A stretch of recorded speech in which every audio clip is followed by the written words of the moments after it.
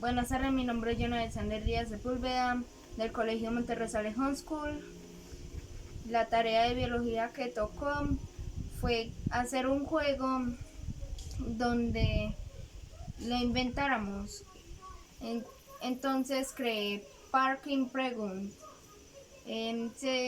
Lo creé con cartulina y también investigué sobre el sistema circulatorio de un gato y lo copié en unas tarjeticas em, que son preguntas y respuestas ahí mismo. Y el juego trata de que si alguien cae en una casilla, por ejemplo, esta que dice pregunta de los vasos sanguíneos, le, le saco una tarjeta y se la leo, con, por ejemplo esta. ¿Qué función cumplen las arterias de un gato?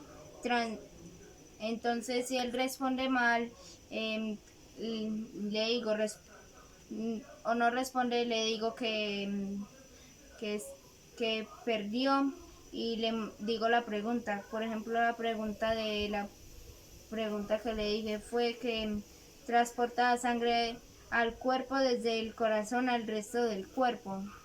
Y se juega con dados y fichas de parqués. Hasta luego.